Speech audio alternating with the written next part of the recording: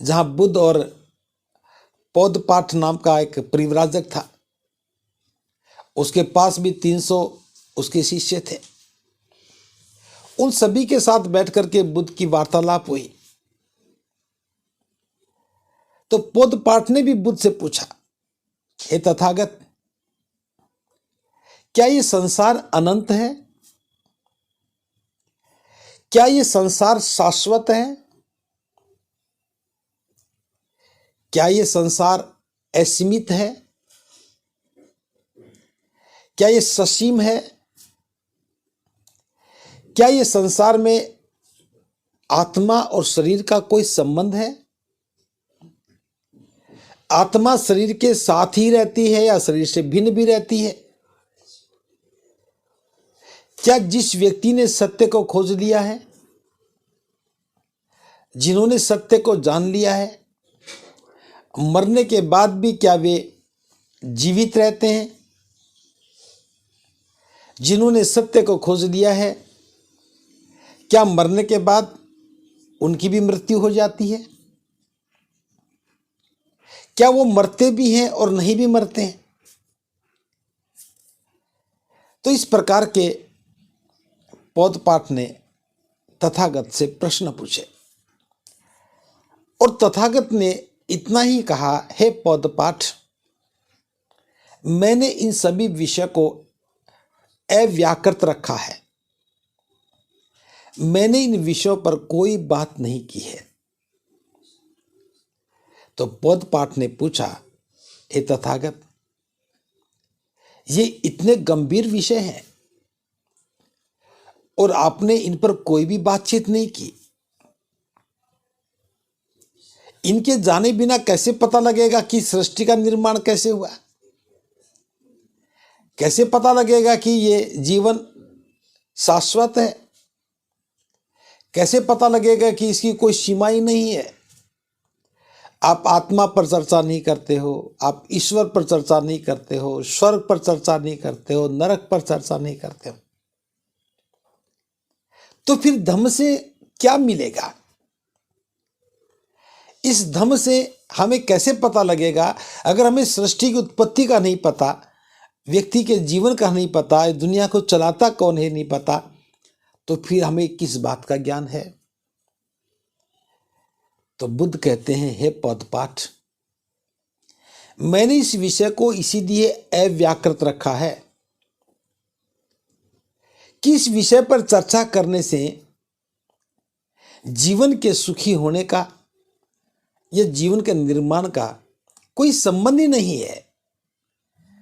अब मरने के बाद आत्मा रहती है या नहीं रहती है, आत्मा भी मरती है या नहीं मरती, कितनी भी बात कर लो, अभी आत्मा को सिद्ध नहीं किया जा सकता,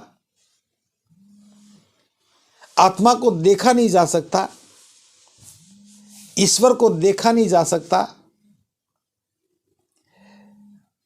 जो चीजें मालूम नहीं है उनके बारे में चर्चा करने से समय की बर्बादी होती है और ऊर्जा भी व्यर्थ होती है और अनावश्यक रूप से गलत विश्वास भी पैदा होने लगते हैं। बुद्ध कहते, मेरा धम्म का जो उद्देश्य है वो मानव का कल्याण करना है। मैं 4 श्रेष्ठ सत्य की देशना देता हूं। 4 श्रेष्ठ सत्य क्या है, जिसे हम 4 नोबल ट्रूथ बोलते हैं। पहला सत्य तो ये है कि मनुष्य की समझ में आ जाए कि जीवन में दुख है और उस दुख को व्यक्ति स्वीकार कर ले। अगर व्यक्ति स्वीकार नहीं करेगा तो वह कभी भी दुख से मुक्त नहीं हो सकेगा। तो पहली बात तो यह है कि व्यक्ति की समझ में आ जाए और वो स्वीकार कर ले कि उसके जीवन के दुख क्या हैं, उसकी अविद्या क्या है, उसकी अज्ञानता क्या है, और इस बात को स्वीकार कर ले। दूसरा, मैं लोगों को शिक्षा देता हूं कि जहां भी दुख है उसका कोई कारण है। दुख मुक्ति के लिए जरूरी है कि उस कारण को जाना जाना चाहिए, और जब व्यक्ति दुख को स्वीकार करता है, उसके कारण को जानने लगता है, फिर तीसरी बात है कि उसका निवारण भी है। यानी कि जो भी कारण है उसका निवारण है। और इसके साथ चौथी बात है वो ये कि इसके लिए एक मार्ग है। तो मैं 4 श्रेष्ठ सत्य का सहारा लेकर के लोगों को दुख मुक्ति का मार्ग बताता हूं, सुख प्राप्ति का मार्ग बताता हूं।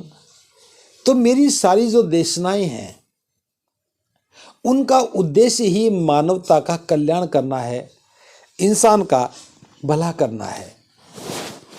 मैं व्यर्थ की जो परेशानियां हैं, उलझने हैं, उसमें व्यक्ति को उलझाना नहीं चाहता। तो यहां एक विषय बहुत स्पष्ट हो गया। बुद्ध कहते हैं कि जो आपने पूछा है, पौध पाठ को कहा कि ईश्वर है या नहीं है, ये शाश्वत है या नहीं है, असीम है या ससीम है, आत्मा का क्या होता है, मरती है नहीं मरती। बुद्ध कहते हैं कि इन पर चर्चा करने से क्या किसी व्यक्ति के मन के विकार दूर होते हैं? क्या किसी व्यक्ति के मन का डर खत्म होता है? क्या उसकी अविद्या का नाश होता है? क्या उसके मन में शांति का प्रवेश होता है? क्या वो इस पर चर्चा करके निब्बान का द्वार खोल सकता है? क्या वो अपनी प्रज्ञा में वृद्धि कर सकता है? क्या वो शील संपन्न हो सकता है? पौध पाठ ने हर विषय पर ना में उत्तर दिया, हे तथागत, इनसे तो नहीं होता है। तो बुद्ध कहते हैं कि जो मेरा विषय है, मेरा काम है, ये संसार की उत्पत्ति की व्याख्या करना नहीं है। मेरा काम इस समाज का पुनर्निर्माण करना है, समाज का पुनर्निर्माण करना है।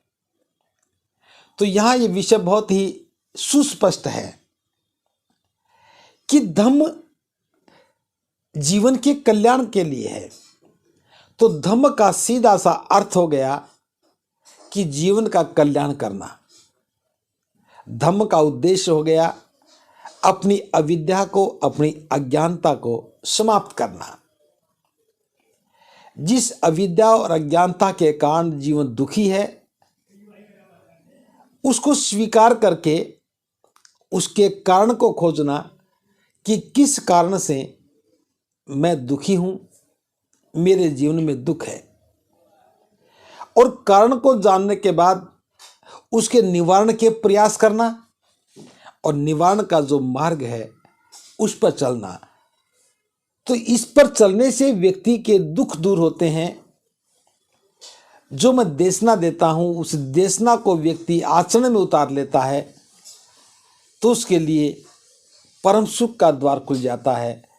उसके जीवन के सभी कष्ट समाप्त हो जाते हैं।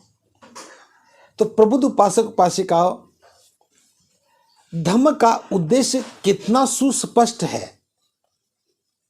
कि चित्त की निर्मलता का अभ्यास करो, अपने चित्त के विकारों को देखो।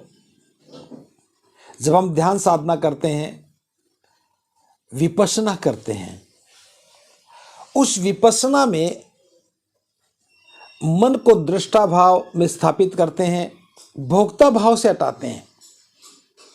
और दृष्टा और भोक्ता भाव समझ में आने के बाद जब मन दृष्टा भाव में स्थापित होता है तो समता का विकास होता है।